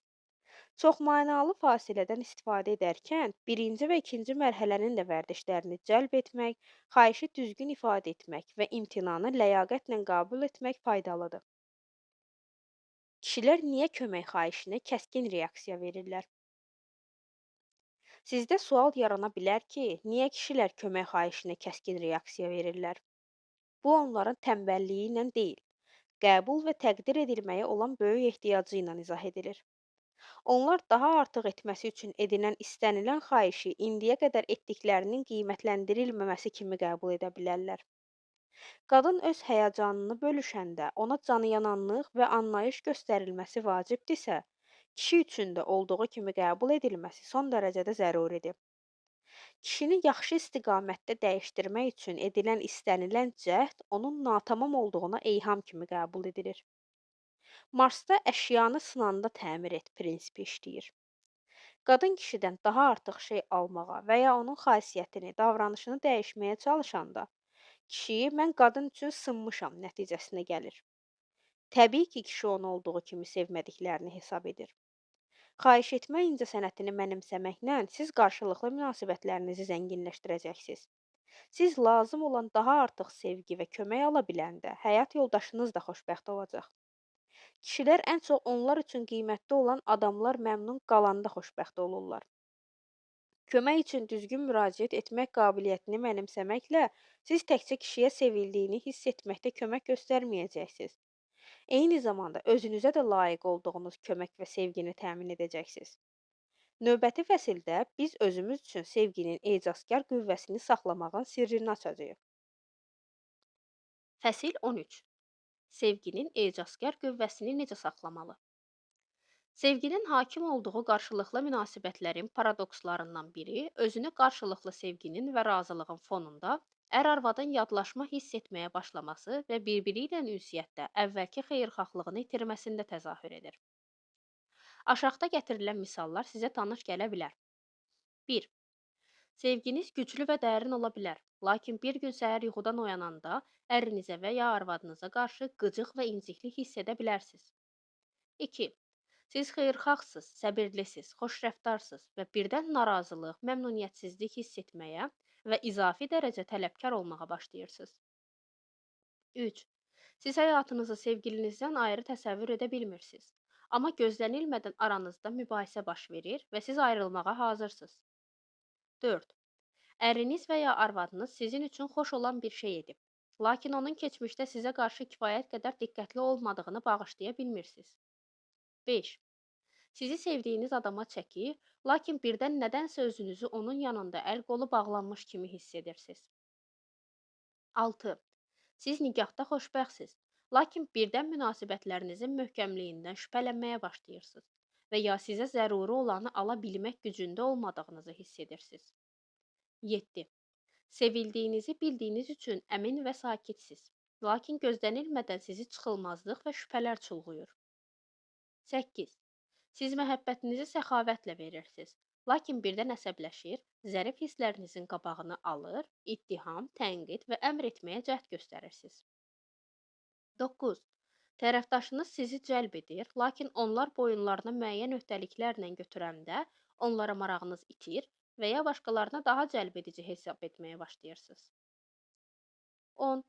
Siz sekslə məşğul olmaq istəyirsiniz, lakin bunu ikinci yarınız təklif edəndə həvəsiniz itir. 11. Siz özünüzdən və həyatınızdan razısınız, lakin birdən sizə elə gəlir ki, siz heç kimə lazım deyilsiniz, heç nəyə dəyməzsiniz. 12. Gününüz uğurlu olub və siz səbirsizliklə əriniz və ya arvadınızla görüşünüzü gözləyirsiniz. Lakin görüşəndə onların hansısa sözləri sizdə məyusluq, ruh düşkünlüyü, laqeydlik və yallaşma hissi oyada bilər. Ola bilsin ki, siz belə dəyişiklikləri həyat yoldaşınızda görmüsünüz.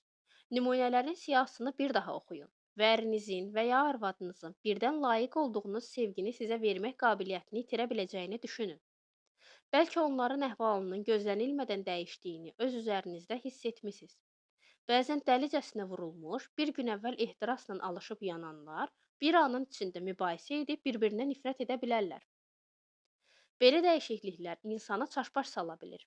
Bununla belə bu hadisələr tez-tez baş verir. Səbəbini anlamasaq bizə elə gələcək ki, dəli oluruq və ya sevgimizin öldüyü kimi səhv nəticə çıxaracağıq. Xoşbəxtlikdən bu hadisənin izahı var.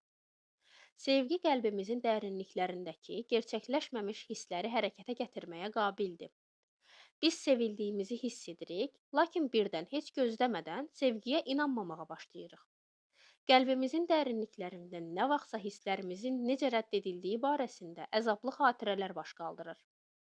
Biz özümüzə daha böyük sevgi ilə yanaşmağa başlayanda və ya başqası bizi sevəndə əvvəllər gizlətdiyimiz hisslər qarşılıqlı münasibətlərimizə kölgə salaraq özlərini göstərməyə başlayırlar. Bu hisslər başa düşülməyi tələb edirlər. Onların təsiri altında əsəbi, tez özündən çıxan, küsəyən, tələbkar və qeyri-həssas oluruq. Öz hisslərimizi sərbəst ifadə etmə imkanı yarananda, keçmişdə gerçəkləşdirə bilmədiyimiz hisslər şüurumuza soxulur. Sevgi onları sərbəstləşdirir və onları qarşılıqlı münasibətlərimizə öz təsirini göstərməyə başlayır. Belə təəssürat yaranır ki, bu gerçəkləşməmiş hisslər sizin diqqətinizi özlərinə çəkmək üçün qarşılıqlı sevginin zirvəsinə çatmağınızı gözləyir. Bizim hamımızın gerçəkləşdirilməmiş hisslər yükümüz var. Lakin bizə keçmişdə vurulmuş bu qəlb yaraları sevildiyimizi hiss edənə qədər özlərindən xəbər vermir. Biz özümüzə əmin və hisslərimizi ifadə etməkdə azad olanda emosional mirasımız özünü göstərir. Biz bu hisslərin öhdəsindən uğurla gələ bilsək, yüngüllük hiss edər və ruhi potensialımızı genişləndirərik. Lakin özümüzün keçən ilki hisslərimizin müalicəsi ilə məşğul olmaq əvəzinə, yaranmış çətinliklərdə ərimizi və ya arvadımızı təqsirləndirməyə başlasaq, sadəcə əsəbləşəcək və bu hissləri yenidən alt şüura qovacağıq. Keçmişdə boğulmuş hisslər necə üzə çıxır? Çətinlik ondadır ki, bu hisslər açıqca biz sənin keçmişdə gerçəkləşdirilməmiş hisslərinik demirlər. Keçmişdə özünüzü tənha və üz döndərilmiş hiss edirdinizsə, indi sizə elə gələcək ki, üz döndərən və sizi diqqətsiz qoyan hazırda sevdiyiniz adamdır. Keçmişin ağrısı indiyə öz izini qoyur. Əvvəllər vecimizə olmayan şey indi bizə toxunmağa başlayır. Biz əzablı hissləri illərlə özümüzdə boğuruq. Sonra sevirik və bu sevgi bizdə qəlbimizi açmaq və hisslərimizi anlamaq üçün müəyyən inam yaradır. Sevgi bizim ürəklərimizi açır və onda biz ağrılarımızı hiss etməyə başlayırıq. Münasibətlər möhkəm göründüyü halda həyat yoldaşları arasında mübahisələr necə yarana bilər? Bizim keçmiş hisslərimiz təkcə sevəndə yox, başqa hallarda, biz həqiqətən razı və xoşbəxt olanda da üzə çıxa bilər. Məntiqə görə belə ərverişli məqamlarda özlərini xoşbəxt hiss etməli olan ər-arvad gözlənilmədən qovğa edə bilər. Məsələn, qovğa yeni evə köçəndə, diplomların verilməsi mərasiminə, kilsəyə və yaxud toya gedəndə, məzuniyyət və ya avtomobildə gəzinti zamanı, layihə üzərində işləri yekunlaşdıranda, yeni ili və ya şükranlıq gününü bayram edəndə baş verə bilər. Münaqişə eləcə də yeni avtomobil almaq, karyerada dəyişiklik, lotereyada udmaq, hədiyyə almaq və ya böyük miqdarda pulu nəyə xərcləməyi müzakirə etmək və sairlə əlaqədar alovlana bilər. Bütün bu hallarda ər-arvad və ya onlardan birinin əhvalı izah edilməz şəkildə dəyişə və ya onları xas olmayan hisslər üzə çıxa bilər. Aranın dəyməsi valideynlərinizin və ya sizin özünüzün belə vəziyyətlərdəki davranışınızı, təcrübənizi əks etdirir. 90-ın ona prinsipi. Biz keçmişin gerçəkləşdirilməmiş hisslərinin dövrü olaraq ortaya çıxdığını anlasaq, vaxtaşırı niyə belə müdafiəsiz olduğumuzu başa düşməyimiz asanlaşacaq. Biz məyusuqsa, səbəbin 90% narazılığımızın səbəbi hesab etdiyimiz şeylə yox, məsələ keçmişlə bağlıdır. Adətən narazılığın ancaq 10%-i bugünkü təcrübəmizlə bağlı olur. Misala müraciət edək. Həyat yoldaşımızın bizə münasibətdə söylədiyi fikri tənqidi hesab ediriksə, bu bir qədər hisslərimizə toxunur. Lakin böyük adamlar olduğumuz üçün onun bizi incitmək istəmədiyini və iş günlərinin ağır olduğunu başa düşərək güzəştə gedirik. Bizim tərəfimizdən belə münasibət tənqidin təsirini zəiflətməyə imkan verir. Çünki onu öz hesabımıza qəbul etmirik.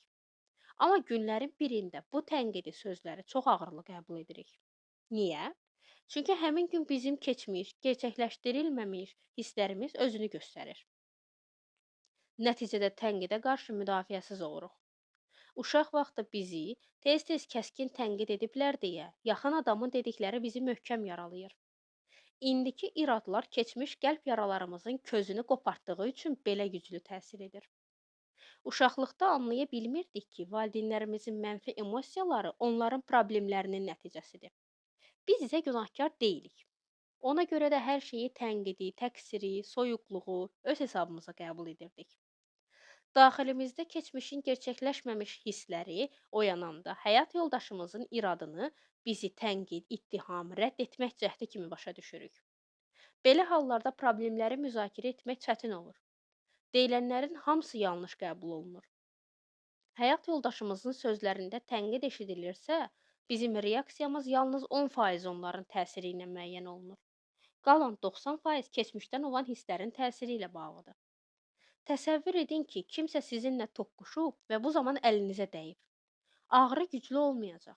Lakin əlinizdə açıq yara varsa, ora toxunulanda ağrı daha kəskin olacaq.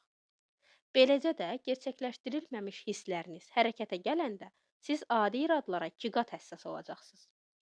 Münasibətləriniz yeri yaranmağa başlayıbsa, bunu kəskin qəbul etmirsiniz. Keçmiş hisslərimizin oyanmasına qədər müəyyən vaxt keçir. Lakin onlar özlərini tam göstərəndə biz həyat yoldaşımızın sözlərinə başqa cür reaksiya veririk. Gerçəkləşdirilməmiş hisslərimiz sussaydı, bizi məyus edənin 90%-i bizə bu qədər güclü təsir etməzdi. Biz bir-birimizə necə kömək edə bilərik? Kişinin keçmiş hissləri baş qaldıranda, o adətən mağarasına çəkilir. Belə anlarda o, xəstə qədər həssasdır. Anlaşma və yumşaqlığa xüsusilə möhtacdır. Keçmiş qadında baş qaldıranda, onun özünü qiymətləndirmə sistemi dağılır. Heysiyyət hissi ziyan görür. Keçmiş yaşantıların bataqlığı onu özünə çəkir və bu zaman onun üçün mehribanlıq, diqqət, qayğı çox mühüm olur. Bu hadisələrin məğzinə nüfuz etmək həmin hissləri nəzarət altında saxlamağa yardım edə bilər. Əgər həyat yoldaşınıza qarşı qıcıq hiss edirsinizsə, onunla söhbətdən qabaq hisslərinizi kağıza köçürün. Sevgi məktubu yazmaq prosesində mənfi emosiyalar çıxış tapacaq və keçmişdən miras qalmış qəlb ağrısı müalicə olunacaq.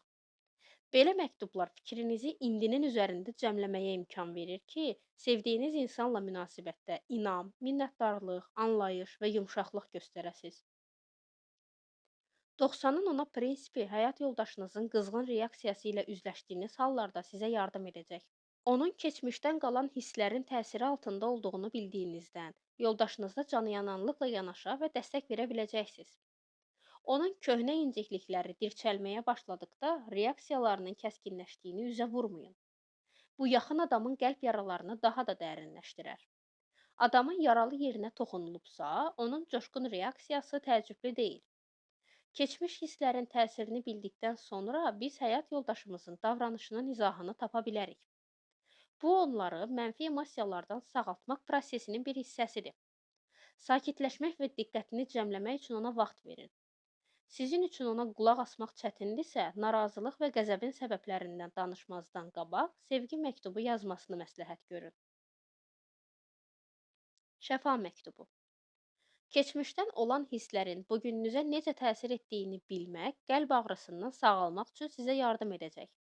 Həyat yoldaşınız sizi məyus edibsə, ona sevgi məktubu yazın və yazma prosesində indiki hisslərinizlə keçmiş həyəcanlarınız arasında əlaqə yaratmağa çalışın. Xatirələr qayıdacaq və siz hiss edəcəksiniz ki, narazılığınız sizin atanız və ya ananıza aiddir. Bu andan məktubu ana və atanızın ünvanına davam etdirin. Sonra məhəbbət və anlaşma ilə dolu cavab yazın. Bu məktubu həyat yoldaşınıza göstərin. Onlar sizin məktubunuzu razılıq hissi ilə dinləyərlər. Çünki narazılığınızın 90%-ni uşaq vaxtı gördüyünüz keçmiş haqsızlıqlarla əlaqələndirdiyinizi anlamaq çox mühümdür. Keçmiş hisslərin rolunu anlamayanda biz məyusluğumuza görə həyat yoldaşımızı günahlandıracağıq və ya ona elə gələcək ki, onu təqsirləndiririk. Sizin narazılığınızın və qüssənizin güman etdiyiniz səbəbi heç vaxt həqiqi səbəbi ilə üst-üstə düşmür. Həyat yoldaşınızın sizin emosiyalarınıza daha həssas yanaşmasını istəyirsinizsə, onları keçmişinizdən olan əzablı hisslərlə tanış edin. Onda sizin izafi həssaslığınızın səbəbi onlara məlum olacaq. Sevgi məktubları bunun üçün çox yaxşı yarayır. Sevgi məktubunu tərtib və öz hisslərinizi tədqiq edəndə sizə aydın olacaq ki, məyusluğunuzun səbəbi heç də başlanğıcda hesab etdiyiniz deyil. Hisslərinizin daha dərindən təhlili mənfi emosiyaların üzərindəki hakimiyyətini dağıdacaq. Onlardan canınızı, onlar sizi cənginə aldığı qədər sürətlə qurtaracaqsınız. Bir neçə misala baxaq. Birinci. Cim bir səhər yuxudan oyananda arvadından acığı gəldiyini hiss etdi. Arvadının etdiyi hər şeydən narazı qalırdı. Sevgi məktubu tərtib etməyə başlayanda müəyyən etdi ki, acıqlanmasının əsl səbəbi hökümlü və ciddi anası ilə bağlıymış. Qəlbinin dərinliklərində bu hisslərin hərəkətə gəldiyini hiss edəndə anasına müraciətlə qısa məktub yazdı. Məktubu tərtib etmək üçün Cim özünün əmrə tabe bir şəraitdə olduğunu təsəvvür etdi. Məktubu qutarandan sonra arvadına olan acığı keçib getdi. 2. Layza aylarla davam edən sevgi və mehribanlıqdan sonra ərinə tənqidi yanaşmağa başladı. Sevgi məktubu yazanda özü üçün aydınlaşdırdı ki, onu narahat edən güya kişiyə yaraşmaması və ərinin ona olan marağını itirməsidir. Özünün dərində gizlənmiş qorxu və şübhələrini anlayandan sonra Layza yenidən mehriban və ilıq hisslər əldə etdi. 3. Bill və Mori romantik bir gecə keçirdilər. Səhər isə aralarında dəhşətli bir qovğa oldu. Hər şey ondan başladı ki, kişi nə isə etməyi unudanda qadın bir qədər hissləndi. Bill əvvəlki anlayışı göstərmədi, hətta ağlından boşanmaq belə keçdi. Sonradan sevgi məktubu tərtib edəndə anladı ki, tərk edilməkdən qorxurmuş. O, valideynləri dalaşanda keçirdiyi hissləri xatırladı. Bir valideynlərinə ünvanlanmış məktub yazdı və yenidən arvadına sevgi hiss etdi. 4. Suzanın əri Tom işi vaxtında qurtarmaq üçün idarədə möhkəm məşğul idi. O evə qayıdanda arvadı dilxor və əsəbi idi. Qadının qəlbinin bir hissəsi Tomun necə gərgin işlədiyini anlayırdı. Digəri isə narazı idi. Suzan sevgi məktubu yazandan sonra anladı ki, onu kobud və qəddar anası ilə tək qoymuş atasına acığı tutur. Qadın uşaq vaxtı özünün köməksiz və atılmış hiss edirmiş. Və məhz bu hisslər daha böyük diqqət tələb edərək yenidən özünü göstərirmiş. Qadın atasına ünvanlanmış məktub yazdı və daha Toma acığı tutmadığını hiss etdi. 5. Phil Rachel'in xoşuna gəlirdi. Lakin bir gün o qadına dedi ki, onu sevir və onunla evlənmək istəyir. Ertəsi gündən kişiyə olan münasibət dəyişdi. Qadının saysız hesabsız şübhələri yarandı və ehtirası söndü. Qadın sevgi məktubu yazdı və başa düşdü ki, acığı anasını incidən atasınaymış. Rachel atasına məktub yazmaqla öz mənfi hisslərinə çıxış verdi və Phil'i sevdiyini yenidən hiss etdi. Sevgi məktubunu yazmağa təzə-təzə başlayırsınızsa, keçmiş emosiya və xatirələri həmişə hiss etməyəcəksiniz. Lakin öz hisslərinizə daha dərindən nüfuz etdikcə, indiki qıcıqların keçmişdən gələn köklərinin də olduğunu anlayacaqsınız. Reaksiyanın ləngiməsi. Keçmişdə olan gerçəkləşdirilməmiş hisslər təkcə sevginin deyil, həm də istəklərinizi gerçəkləşdirmək zərurətinin təsiri altında meydana çıxa bilər. İlk dəfə bu barədə öyrəndiyim hadisə yadımdadır. Uzun illər bundan əvvəl mən sekslə məşğul olmaq istəyirdim. Arvadımın isə əhvalı uyğun deyildi. Fikrimdə mən bununla razılaşdım. Sabahsı gün ona öz istəyim haqqında yenə eyham vurmağa çalışdım. Lakin o yenə də biganə idi. Bu hər gün davam edirdi. İkinci həftənin sonuna mən artıq dilxorluq və hiddət hiss edirdim. Lakin o vaxt hisslərimi necə ifadə etməyi bilmirdim. Mən dilxor olmağım barədə söhbət açmayıb, özümü hər şey qaydasındaymış kimi göstərdim. Daxilimdə mənfi hissləri boğmağa və mehriban olmağa çalışırdım. 2 həftə ərzində mənim narazılığım artmaqda davam edirdi. Arvadımın razı qalması üçün hər şeyi etməyə çalışır, qəlbimdə isə məni rədd etdiyi üçün inciklik hissi yaşayırdım. İkinci həftənin sonunda onun üçün qəşəng gecə köynəyi aldım. Hədiyyəni elə həmin gün ona verdim. Arvadım qutunu açdı və xoş təəccübləndi. Mən köynəyi əyninə ölçməsini xahiş etdim. Dedi ki, onun əhvalı uyğun deyil. Mən təslim oldum. Seks haqqında fikirlərimi bir qırağa qoyub özümü tamamilə işə verdim. İnciklik və narazılığımı boğub vəziyyətlə razılaşdım. Daha 2 həftə keçdi. Axşamların birində evə qayıdanda məni xüsusi hazırlanmış şam yeməyi gözləyirdi. Arvadım isə hədiyyə etdiyim gecə köynəyində idi. Zəif işıq, yumşaq yanır, xoş musiqi səsi gəlirdi. Mənim reaksiyamı təsəvvür edə bilməzsiniz.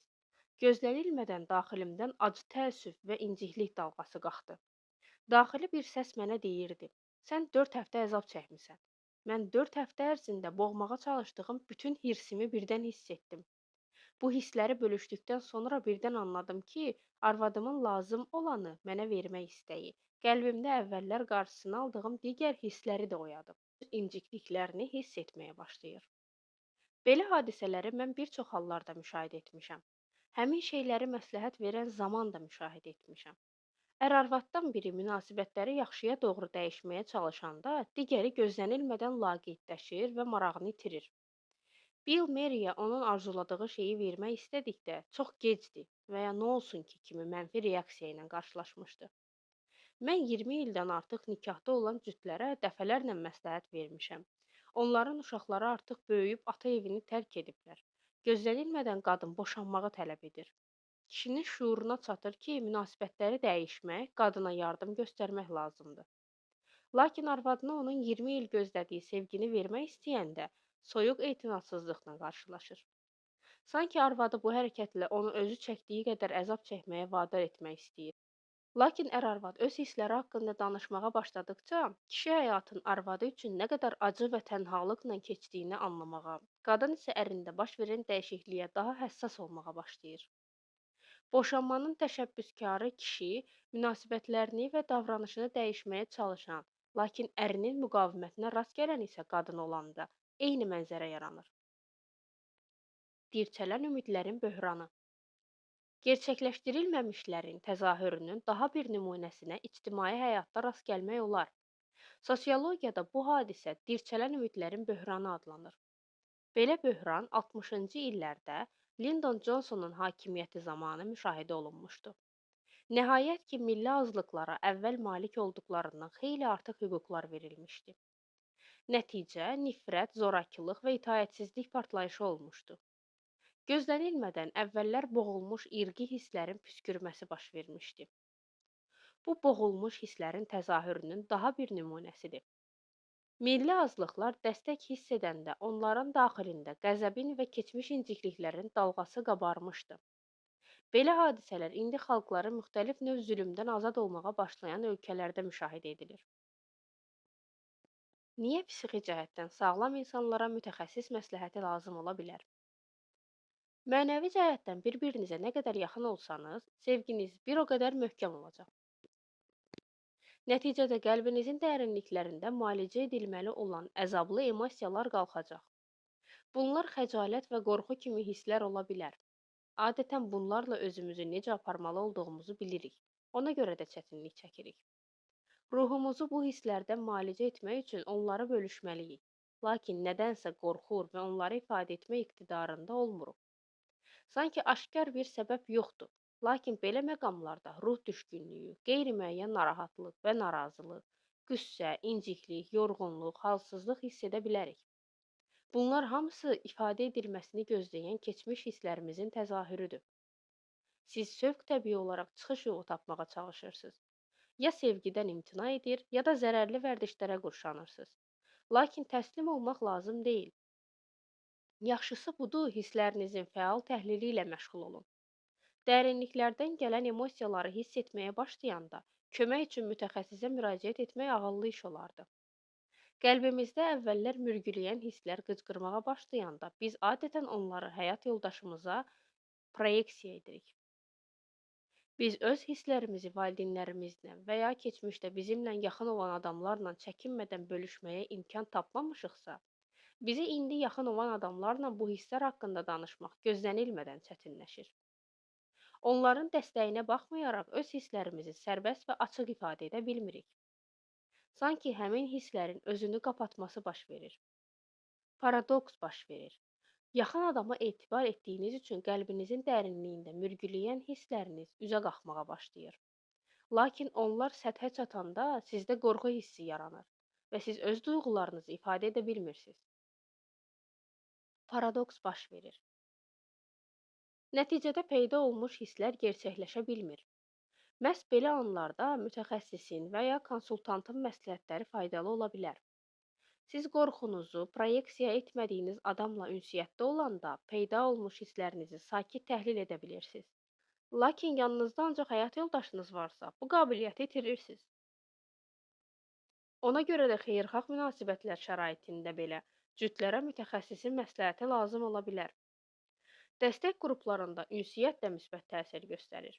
Bizimlə yaxın tanış olmayan, lakin həmrəyliyə köklənmiş adamların əhatəsində olanda oyanmış yaralı hisslərimizi ifadə etməyə imkan qazanırıq. Gerçəkləşdirilməmiş emosiyalarımızı yaxın adama yönəldəndə isə o bizə kömək etmə iqtidarında olmur. Yaxın adamlarımızın edə biləcəyi bizim kömək almaq cəhdimizi təqdir etməkdir. Keçmişin bizim qarşılıqlı əlaqələrimizdə necə yaşadığını anlamağımız, sevginin qabarma və çəkilmələri ilə barışmağımıza imkan verir. Biz onun şəfaveverici qüvvələrinə inanmağa başlayırıq.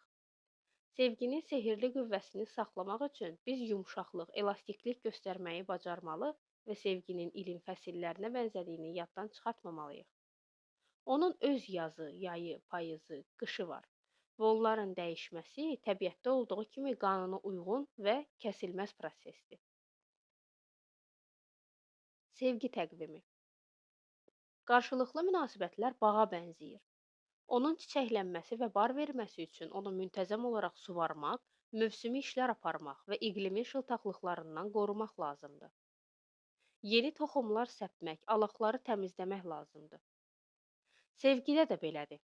Onun sehirli qüvvəsini qoruyub saxlamaq üçün onun təqviminin xüsusiyyətlərini bilməliyik. Sevginin yazı. Aşiq olanda bizim üçün sevginin yazı gəlir. Bizə elə gəlir ki, daim xoşbəxt olacağıq. Nə vaxtsa sevməyəcəyimizi ağlımıza belə gətirmirik. Bu məsumluq və sadəlövlük dövrüdür. Hər şeyin ideal göründüyü və təbii, zəhmət çəkmədən alındığı xoş, ecazkar bir vaxtdır. Hesab edirik ki, özümüzün ideal yarımıza rast gəlmişik. Ruhlanaraq, ümumi xoşbəxtliyimizə sevinərək, sevginin ecazkar musiqisi altında rəqs edirik. Sevginin yayı. Bu dövrdə biz anlamağa başlayırıq ki, sevdiyimiz adam da nöqsanlardan xali deyil. O da səhv edə bilir və kamil deyil. Və müxtəlif planetlərdən olduğumuzu anlayırıq. Məyusluq və pərtlik hissi yaranır. Qızmar günəş altında olan bitkilər əlavə suvarma tələb edir. Alaq otlarını təmizləməyin vaxtı çatır. Sevgimizi vermək, əvəzində isə bizə zəruri olan hissləri almaq əvvəlki qədər sadə olmur. Özümüzü daim xoşbəxt hiss etmədiyimizi və həmişə xeyirxah əhvalda olmadığımızı görürük. Yox, biz sevgimizi belə təsəvvür etmirdik. Bu dövrdə cütlərin çoxu xəyallardan ayrılaraq məyusluq hissi keçirir. Onlar sevginin yazının əbədi davam edəcəyini düşünərək münasibətlərini təkmilləşdirmək istəmirlər. Onlar bir-birini qarşılıqlı ittiham edir və təslim olurlar. Çünki sevməyin həmişə yüngül və sadə olmadığını anlamırlar. Bəzən günəşin yandırıcı şüaları altında qan tər içində işləmək lazım gəlir. Biz sevginin yayını yaşayanda öz yarımıza dəstək olmalı. Eyni zamanda da bizə zəruri olan hissə, sevgiyə cavab almağımıza arxayın olmalıyıq. Bu isə öz-özünə baş verməyəcək. Sevginin payızı. Sevgi bağımızda çəkdiyimiz ağır zəhmətin bəhrəsini görmək vaxtı çatır. Payız qızıl vaxtdır. O öz bəhrələri ilə zəngindir və məmnunluq hissi gətirir. Bizim sevgimiz özünün yetkinlik dövrünə qədəm qoyub. Biz artıq sevdiyimizin, elə özümüzün də natamamlığını anlamaq və qəbul etməyə qabilik. Bu şükranlıq və biçim vaxtıdır. İndi biz ağır zəhmətimizin nəticələrini bir-birimizlə bölüşdürə bilərik. Yayda gərgin işləyəndən sonra istirahət eləyə, birgə yetişdirdiyimiz sevgidən həzz ala bilərik. Sevginin qışı. Sonra hava yenidən dəyişir. Qış gəlir. Soyuq aylarda təbiət yuxuya gedir. Bu, istirahət və fikirləşmə vaxtıdır. Qarşılıqlı münasibətlərdə gizli, daxili ağrımızı hiss etmək dövrü başlayır. Məhz bu vaxt içərisində əzablı, ağrılı hisslərin gizlədildiyi, Qabın qapağı sakit aralanır və onlar çölə çıxır. Bu, məmnunluq hiss etmək üçün həyat yoldaşımıza müraciət etmək yox, daha çox öz qüvvəmizə güvənmək, özümüzü inkişaf etdirmək zamanıdır. Bu ruhumuzun sağaldılması vaxtıdır. Qışda kişilər mağaralarına çəkilir. Qadınlar isə öz hisslərinin quyusunun dibinə enirlər. Sevginin qəmli və soyuq qışında özümüzə sevgini hiss etdikdən, ruhumuzu sağaltdıqdan sonra labüd olaraq yaz gələcək. Sevgimiz yenidən çiçəklənəcək. Qarşımızda çoxlu sayda imkanların olduğunu yenidən hiss edəcəyik. Qış dincliyi dövrünü hisslərimizin təhlilinə, qəlb yaralarımızın sağaldılmasına həsr etsək, ürəyimizi yenidən sevginin yazını açmağa qabil olacağıq. Qarşılıqlı münasibətlərin uğuru. Siz məqsədi ünsiyyətdən zəruri olan şeyləri almaqda sizə kömək etmək olan vəsaiti öyrəndiniz. İndi qarşılıqlı münasibətlərinizin uğurlu olması üçün hər cür zəmin yaranmışdır. Uğura ümid etmək üçün hər cür əsasınız var. Siz sevgidə bir dövrdən digərinə keçəndə özünüzü inamlı hiss edəcəksiniz. Mən minlərlə cütün cəmi bir gün ərzində qarşılıqlı münasibətlərini yaxşıya doğru dəyişdiklərinin şahidi olmuşam. Onlar şənbə günü mənim seminarıma gəlir, bazar günü isə sevgi onların evinə qayıdırdı. Siz də bu kitabın səhifələrindəki bilik və bacarıqlardan istifadə etsəniz, uğur qazanacaqsınız. Bundan başqa yaddan çıxartmayın ki, kişilər Marsdan, qadınlar isə Veneradandır. Lakin sizi xəbərdar etmək istəyirəm. Sevginin öz təqvimi olduğunu yaddan çıxartmayın. Yazda asan dalınan şey yayda gərgin əmək tələb edir. Payızda məmnunluq və alicənablıq hiss edəcəksiniz. Lakin qış gələcək. Onunla da boşluq hissi. Yayda münasibətləri təkmilləşdirmək üçün lazım olan biliklər çox tez yaddan çıxır. Payızda hiss etdiyiniz sevgi qışda sizi tərk edə bilər. Yayda çətinliklər başlayanda, zəruri olan sevgini almayanda, tamamilə gözlənilməz olaraq bu kitabdan aldığınız bilikləri unuda bilərsiniz. Hər şey çox tez baş verir. Yenidən həyat yoldaşınızı ittiham etməyə başlayar və onun ehtiyaclarına necə dəstək verməyi yaddan çıxarda bilərsiniz. Daxilinizdə qış hisslərinin nəticəsi olan bir boşluq yarananda özünüzü necə sevməli və özünüzə necə dəstək verməli olduğunuzu unuda bilərsiniz. Güman ki, özünüzə, yaxın adamınıza tərəddüdlə yanaşacaqsınız. Sizdə həyata arsız baxış yarana bilər. Sizi hətta çıxılmazlıq hissi bürüyə bilər. Lakin bunların hamısı prosesin tərkib hissələridir. Ən qaranlıq vaxt səhər açılmazdan qabaq olur. Münasibətlərimizdə uğur qazanmaq üçün biz sevgi təqviminin olduğunu başa düşməli və qəbul etməliyik. Bəzən sevgi çay kimi yüngül və sərbəst axır, bəzən isə səy tələb edir. Biz seçdiyimiz adamdan daim xoşbəxt, razı və xeyirxah olacağını gözləməli deyilik. Biz özümüzə münasibətdə də anlayış göstərməli. Bundan əlavə, dost münasibətlərin yaradılması ilə bağlı hər şeyin yadımızda qalacağına arxayın olmamalıyıq. Öyrənmə prosesi təkcə biliklərin almasını və təcrübədə möhkəmləndirilməsini nəzərdə tutmur. Bütün kitab boyu siz valideynlərinizin özləri bilmədiklərindən, sizə də vermədikləri bilik və vərdişlərlə tanış olurdunuz. Lakin indi zəruri biliklər qazanandan sonra da realist olun. Özünüzə səhv etmək hüququ verin. Axı müəyyən müddətdən sonra öyrəndiklərinizin çoxunu unuda bilərsiniz. Təhsil nəzəriyyəsinə görə, yeni məlumatı mənimsəmək üçün ona 200 dəfə qulaq asmaq lazımdır. Biz nə özümüzdən, nə də sevdiyimiz şəxsdən gözləyə bilmərik ki, bu kitabdan alınmış bütün biliklər birdəfəlik şüurumuza hopacaq. Biz səbirli olmalı, kiçik də olsa qabağa atılan hər bir addımı diqqətsiz və təqdirsiz qoymamalıyıq. Bu ideyaları mənimsəmək üçün vaxta ehtiyac var. Yalnız bu halda onlar həyatınızın ayrılmaz hissəsi olacaq. Bizə təkcə yenini mənimsəmək deyil, həm də keçmiş biliklərdən imtina edərək yenilərini öyrənmək lazımdır. Biz qarşılıqlı münasibətlərdə necə uğur qazanmağı öyrənirik. Özümüz də məsum və sadəlövh uşaqlar deyilik. Bizim davranışımıza həm valideynlərimiz, həm də böyüdüyümüz mədəni mühit öz damğasını vurub. Qəlb həyəcanlarının keçmiş təcrübəsi də az əhəmiyyət daşımır. Yeni məqsəd əsasında sevgi və qarşılıqlı anlaşma dayanan münasibətlərin sirlərinə yələnməkdir. Biz bu yolu ilk keçənlərik. Siz tanış olmayan ölkədə gəzirsiniz. Ona görə də azmaq qorxusunu istisna etməyin. Öz səyahətiniz zamanı bu kitabdan düzgün istiqaməti yenidən tapmağa kömək edəcək yol xəritəsi kimi istifadə edin. Əks cinsin üzvləri ilə münasibətdə növbəti məyusluq hiss edəndə yadınıza salın ki, kişilər Marsdan, qadınlar da Veneradandır. Kitabdan yalnız bu müddəanı mənimsəsəniz belə o sizə sevən və xeyirxah olmağa kömək edəcək. Tədriclə qınamaq və təqsirləndirmək meylindən əl çəkin. Sizə lazım olanı ardıcıl və təkidlə xahiş etməyi öyrənin.